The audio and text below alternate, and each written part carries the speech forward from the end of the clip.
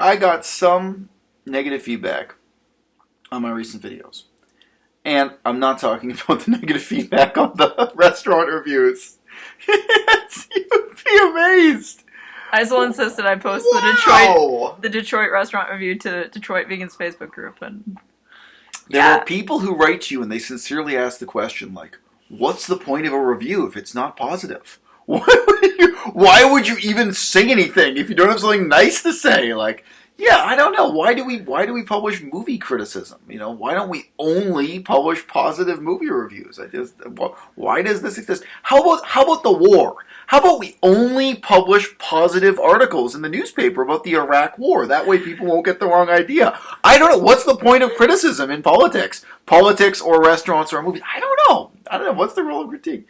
So yeah, that's come up again. I've already done a bunch of videos like on critique, the meaning of critique, etc. Yeah. But yeah, this is maybe your first experience with this side of internet. I think so. Conviviality.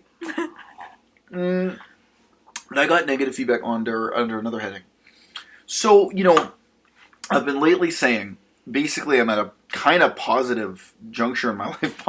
Positive in terms of how open it is to new possibilities and new directions. Negative in some other ways. But from my perspective, I have a gap of maybe 6 months here where I could take on new projects, new collaborations, new forms of activism. We could actually do the paperwork and create an NGO. We could host a conference. We could start a publication, either a unique publication like a book or something like a magazine. We could take on something. Or I could start a new YouTube channel. I mean, you know, it has crossed my mind, do a YouTube channel that's more kind of news and politics focused. There are different things I could do in this window of time. And then approximately in September, I think that window of time is going to close, right? And by the way, there are other things I could do unrelated to YouTube activism with the same period of time. So I've got to think about balancing those priorities a little bit. So I've kind of been putting out feelers various ways, and also in these videos, saying, okay, who wants to jump aboard? So one of the types of feedback I've gotten, maybe this will shock you, maybe not, Melissa. Unrehearsed and spontaneous video. One is, I must be an idiot to think that I could ever do activism with the type of allegedly worthless people I've met through YouTube. And one guy who was just writing me, he gave this specific example. He was like, oh, what? Did you actually think you were going to get something organized with somebody like Tofu Goddess? Which very much surprised me as a comment. So, because Tofu Goddess was mentioned in one of the recent videos, I think, or at least in the discussion with Flemface and stuff, as somebody I was trying to, you know, do real world activism with. Now, there are other people who are probably more damning examples. Like you could ask, did you think anything positive was going to come out of trying to collaborate with Henya of Henya Mania, or Jason of Henya Mania, or, you know, all these other people I meet around the world? So look, babe, this is something you've thought a lot about, but haven't dealt with in hands-on real-life reality that much. But look, you've heard me say recently under a very different heading, I don't think you've got to be brilliant to understand the message of veganism. I don't think you've got to be brilliant to propound or promote the message of veganism. Like, there are a lot of hard limits in terms of what kind of person I don't want to work with, right? And like, I've had to think about it a lot since the start of this channel. Like, I never thought a lot in advance about, like, okay, how much racism do you tolerate before you draw the line and say, I can't work with this person in politics? But obviously, because I've been meeting and interacting with other vegans, and some of them turn out to be a little bit racist, and some of them turn out to be extremely racist, you really then, you know, that it forces you to stop and reflect on those things. But in terms of the work ahead, anything I'd want to do in real world, you know, vegan activism, you know, being brilliant, being especially intelligent or something, I mean, I guess it must make life more entertaining. But I just don't think this is that kind of cause. I'm not even trying to recruit like the finest minds in terms of art and illustration. You know, I mean, the arts are like that. Someone could be an idiot, but they're good at drawing. Mm-hmm. I mean, you can be an idiot and still make a really positive contribution, it seems to me, to the present and future of veganism. I can be really intelligent and make no impact on them. I identify strongly with this comment. I mean, I think I've had other things to do, but sure, I think you can be intelligent and make absolutely no positive contribution. That's probably a lot of what's going on. But yeah, in terms of what you're looking for and what you're trying to avoid, like when I first got involved in the vegan scene, there were a lot of what I could just call false ideas that were prevalent or popular, in the movement. That, like, I really do think they're false. Just to give an example, like, I don't think it's cool to promote veganism through pet adoption. You know what I mean? You already know everything I have to say about that. Mm-hmm. Now, most people, like when I meet people in real life face to face at like a vegan event, they don't know my YouTube channel, they've never talked to me before. Sometimes you meet people and they're vegans. This has happened to me. They're vegans and they're doing a fundraiser to castrate dogs. You know what I mean? They see that as a form of charity to capture and castrate, right? Mm-hmm. Or offer free castration for people's household pets, right? Yeah. I say, oh, well, actually, I'm vegan. I don't think that's ethical. I think it's moral. And they say, oh, wow, well, I'm vegan too, but, I've never heard that. I've never thought about that before. The funny thing is most of these kind of ethical problems or like hard limits for me are false views that are prevalent in veganism. They put us like within veganism, vegan to vegan, in the same situation that you're normally in with meat eaters, which is that most of the time people they've never really thought about it for 5 minutes. Mm-hmm. Like you meet people who've eaten meat all their lives. If you ask them, why do you eat meat? It's because their grandmother did it. They were shown to do it as kids. They never questioned it. Yeah. But likewise, in veganism, I feel there are all kinds of things, including even the style of street protests. There are people who've never sat down and questioned, like, okay, so now you know what it's like to walk down the street and chant meat is murder. Where's that going to put you 5 years from now? Or, how do you think that's even perceived from the side of the road by those people? What do you think the impact is on government? Look at the history of different kinds of movements, different kinds of activism, different kinds of lobbying. How do you think you can use your time better? Look, when you start to open those questions with people, a lot of time it's not that they're hostile. It's that they've never thought in those terms before. They've never questioned what they're doing. But none of this, I don't think any of it is really like an intelligence test. Sam Harris is a big fan. By the way, I despise Sam Harris. I have several videos saying how much I despise Sam Harris. But he likes to quote the idea of being morally lucky. The idea that kind of having the right ideas or the right values might to some extent be luck. Like you're lucky you grew up in circumstances where you asked some of the right questions and came to some of the right answers and chose to live an ethical or virtuous life. It's so much a matter of happenstance that it seems more like luck than intelligence when you meet people who happen to agree with you about these things. Look, so I had another guy, I won't say who, you were here when this happened. He gave me a phone call on Skype trying to collaborate with me and trying to set up cooperation with me. And I told him very honestly why I didn't want to collaborate with him. And the main reasons were, look, I know you're someone who's really into playing video games, that's a big part of his channel, and you're really into magical beliefs about amethysts and rock crystals, this kind of hippie spirituality, mm-hmm. and yoga and chakras and this kind of stuff. People who believe that stuff, I don't take it as some kind of easy indication of stupidity either. You know what I mean? I think it reflects just people who make bad choices. The people I met who passionately supported violent forms of activism, like Gary Yourofsky style or Direct Action Everywhere style or ALF, even more violent forms of activism, what have you, terrorist style, animal rights activism stuff. Mm-hmm.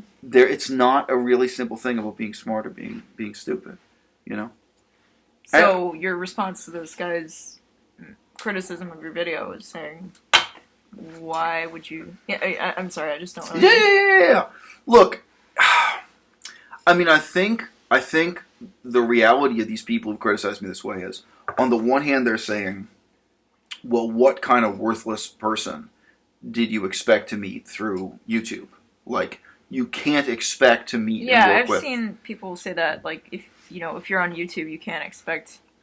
Or, okay, somebody said recently, I'm forgetting the context right now, but they're like, why would you be on YouTube if you care about your job, your ability to get a job? Why would you be talking about... It was something to do with Durian Rider or something, I don't really remember, but... Yeah. Well, like, I think like that's... you don't care about your job prospects because you're on YouTube. Right. So that means that anybody on YouTube is it's destined to be jobless or something. Like, I don't know. That therefore people on YouTube are just the scum of the world. It's like, you see, I think it's really, I can't say 180 degrees wrong. I think it's more than 100% wrong. Before I was involved with vegan activism, I was involved a lot in Buddhism. And, by putting my really honest opinions about Buddhism on the internet, it meant that I didn't waste time meeting up with people who were hippies or flakes or who, literally worshipped rock crystals. It's common. I know. White Hinduism, people who are just into massage who believe that stuff. Like, massage isn't even a religion, but they're into massage and they're into magical. Yeah, I know. Well, I'm crystals. thinking of one friend from my high school that she was obviously intelligent. We went to the same university. Yeah. And now she made some of the wrong choices. Well, she's into crystals and stuff like that now. Yeah. I know she's not stupid. Right. Sometimes, smart people just make bad choices. And they in a sense, they become victims of false beliefs, or they play the game with false assumptions. Mm-hmm. Anyway, so I was just saying about the role of YouTube, like, before I was on YouTube, but publishing stuff on the internet, really being honest about what my values were, what my research was in Buddhism, meant that I traveled all around the world, and I met people, obviously a small number of people, but who were real scholars of Buddhism, really cared about Buddhism or Buddhist research of one kind or another, and who were not the kind of hippie stereotype or the flake stereotype, whatever. It's a filter on the other side, you see what I mean? So, like, I can really say the same thing here, like, by coming out on YouTube and saying, yeah, I'm about veganism, and I'm not a hippie, I'm not into this, that, or the other thing. I really want to meet people who want to do real things in terms of advocacy and activism, what have you. I feel that I'm filtering out, and other people get to filter me too, and that's fine. Because there are other people out there who are just looking for other vegans who are into rock crystals and yoga. And great, the world's your oyster, or at least Vancouver or British Columbia is your oyster. Seattle is your oyster. You'll meet a lot of people who have those things in common with you, in the vegan scene. So, yeah, I don't get it. I don't get it, and I don't get the kind of false assumption that YouTube itself is going to instead be filtering out all of the people with real talent and real potential. Yeah. I just don't think that's true. And when I look at someone like Tofu Goddess, I had her on a bunch of videos on my channel. I think she's a totally smart, sharp, interesting person. Like, why? Like, nothing in those conversations, the conversation recorded with her, made me think, wow, you don't have what it takes to present a deposition at City Hall. So for those who don't know what deposition, it just means give a formal talk at City Hall. Like, I think, and there are hard limits. Some people are too stupid to do that. Absolutely. There are hard limits. Some people are too stupid, or too mentally disabled, or too emotionally disabled, or, whatever it is. You don't seem to see it as an unprofessional thing to be on YouTube. And I think a lot of people do. You're comfortable with telling people when you walk into a vegan restaurant, hey, yes. I have a YouTube channel. Check out my right. YouTube channel. And I think maybe people get the sense that it's going to be... They have expectations for what a YouTube channel is going to be like. Right. When I first got with you, I didn't want to be in your videos because I didn't want to be on YouTube in general, and like... She grew out of it. Yeah. No, it's true. I remember that. Yeah, But, baby, that expectation, though, I think that's interesting, because I think over the last 3 years, it's not that people live up to that expectation. I think I've seen a lot of people live down to that expectation. Mm-hmm. I think Henya is an example. Like, Henya started doing YouTube in large part because she was pissed off with, she'd lost patience with doing street protests. The main form of her activism in the past was being on the street, chanting, marching, and, in Israel, they have demos where I don't know if they hold real dead animals or make-believe dead animals, but, they have red ink pretending to be blood. They do a lot of real street theater. Mm-hmm. It's really kind of, agonizing street theater in this very emotional style of demo. And she said, she'd done it 100 times, just hit her limit and stuff. I totally sympathize. You want to move on to do something more meaningful. But I think in a lot of ways she's living down to, like, what the YouTube stereotype or what YouTube demands of you. whatever you want to say. She's not challenged herself, and it's a shame because she totally could do something way more positive. Yeah, again, I don't know, like how intelligent. Look, how intelligent do you need to be Gary Yourofsky? How intelligent do you need to be Joey Armstrong? I'm sorry, I don't think Gary Yourofsky or Joey Armstrong are terribly bright, but they're bright enough to do what they do. Yeah. Bright enough to get themselves into trouble, get themselves out of trouble, talking about veganism, promoting veganism. And I believe me, I think we can do better. I have videos criticizing Gary Yourofsky. You can click below to see a playlist of them or whatever, What were you going to say? Yeah. I guess I was formulating what I was going to say, but now I can't. All right. I don't know why I can't think of the right term, but when I heard that you had a Tumblr, I was kind of expecting something like, just what you think of when somebody says, "Oh yeah, I have a Tumblr." Like most people are too ashamed to even say that they have a Tumblr. Like it's secretive, and I know, I only know through the grapevine that a couple of my friends do have Tumblrs, but they didn't tell me. They weren't like, "Hey, be my friend on Tumblr." Facebook is a different thing where everybody has one and everyone's okay with adding you as a friend. But Tumblr, it's just seems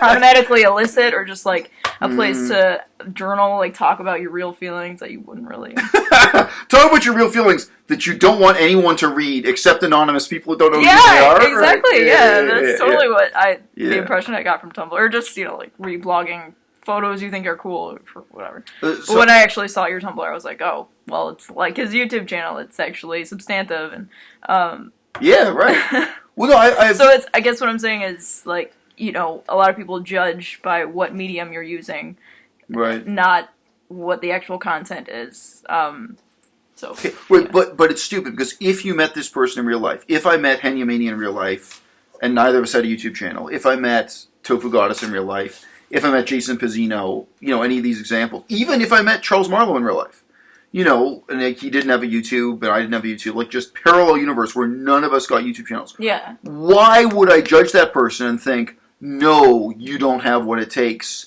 to be in vegan activism? What do you guys think it takes?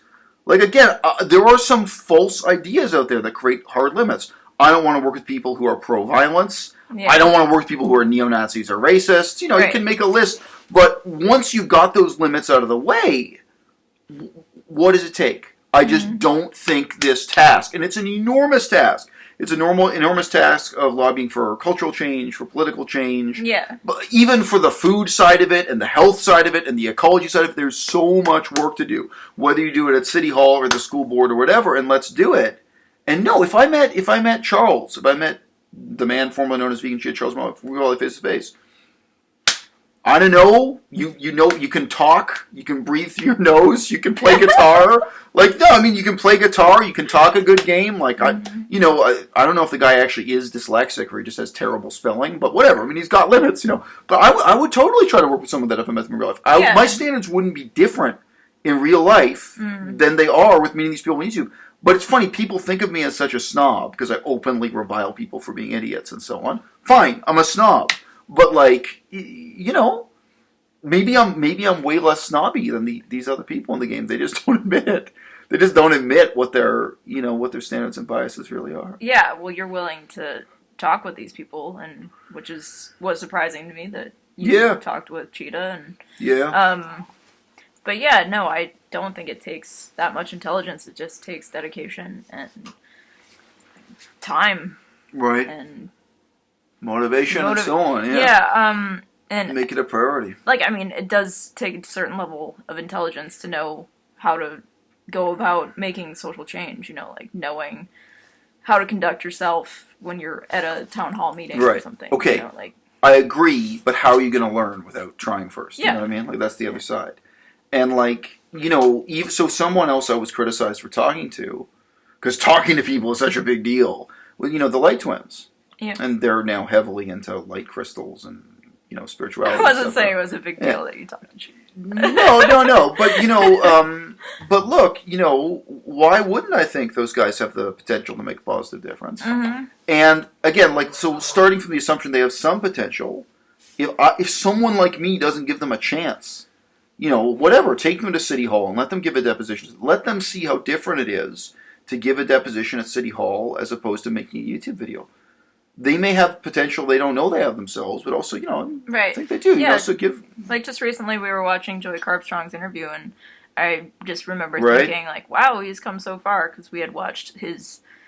I didn't know much about Joey Carbstrong, but you showed me like, videos from 2 years ago on his channel, and when he was following Durian Rider. And I was like, wow, he's really come a long way. 2 years is not that long a time. That's now he's somebody that can be on a talk show and... be presentable and somewhat professional, and it's great. So and today he is definitely doing more good for the vegan movement than harm. Yeah, he's not perfect. He's screwing some things up, but so what?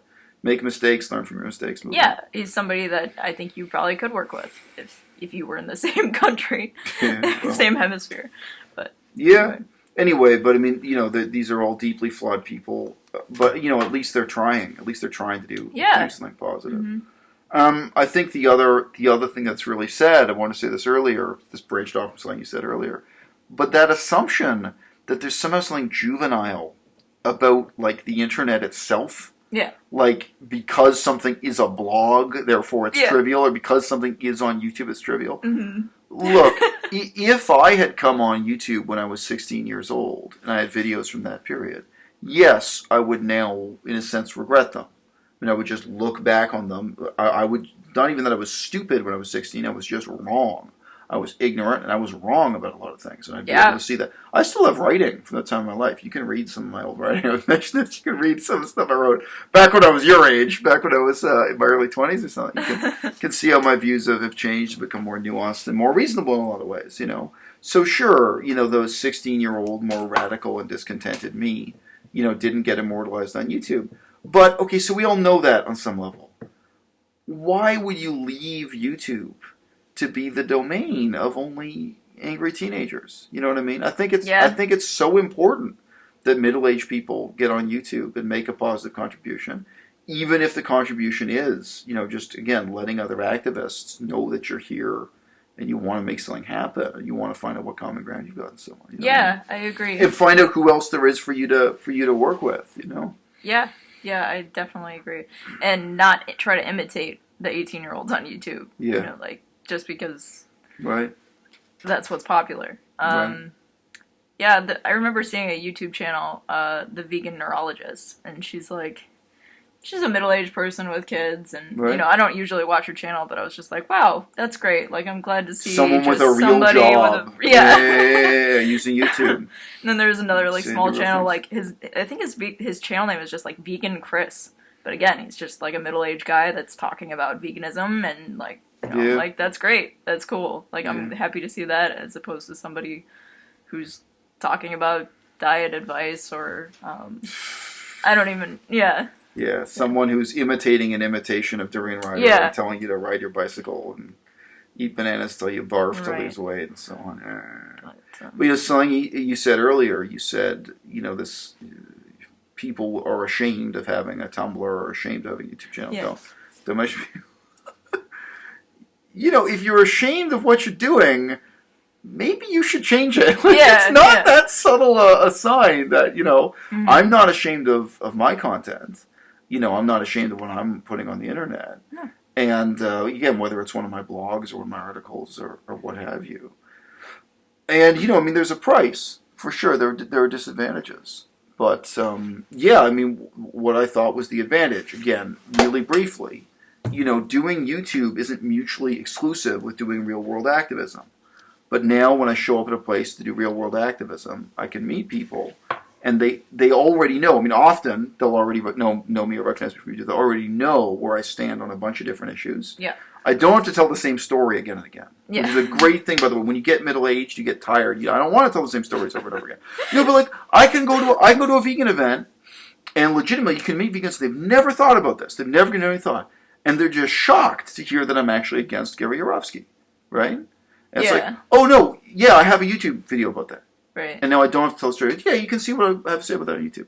No, I don't want to stand here and monologue the same story, at 5 different vegan picnic, vegan meetup, vegan gathering, right? No, I know. You got something particular on your mind? I don't know. You're just thinking. No, it's just something funny you said about I don't want to date anybody else in the future. Yeah.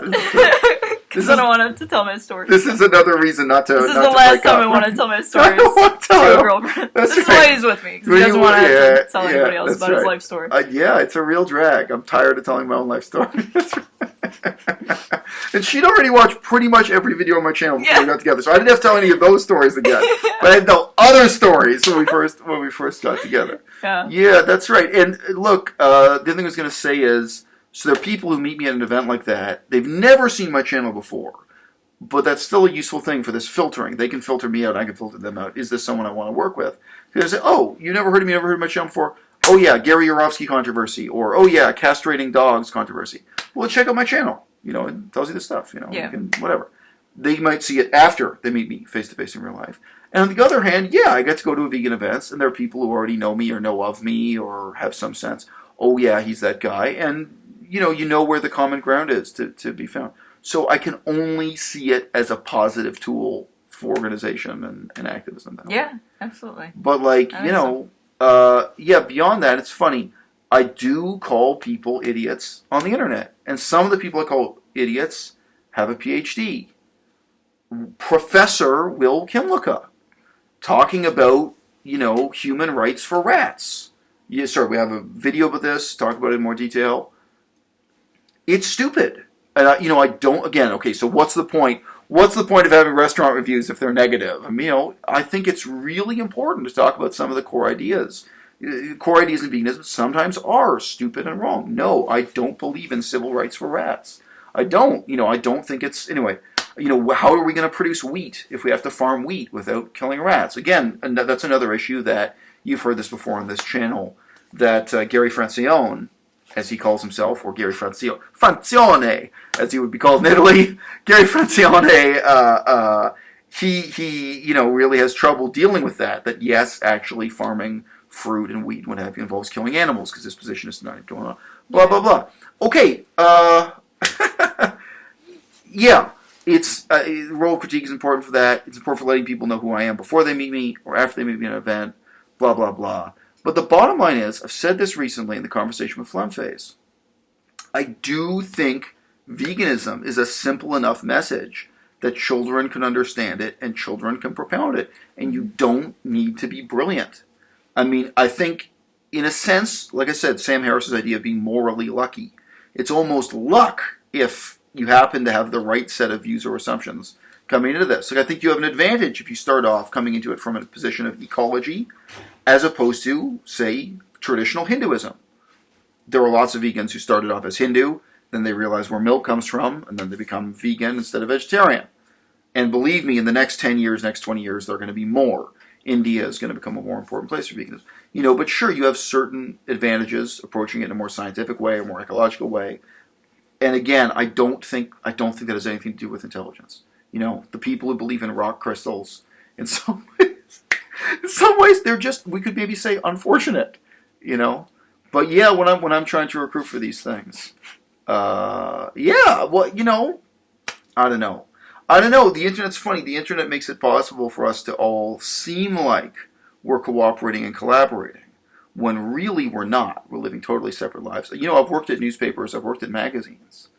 And an old-fashioned newspaper or magazine, you really work together, like cooks in a kitchen, in a way that never happens on the internet. And not everybody in the kitchen has to be brilliant.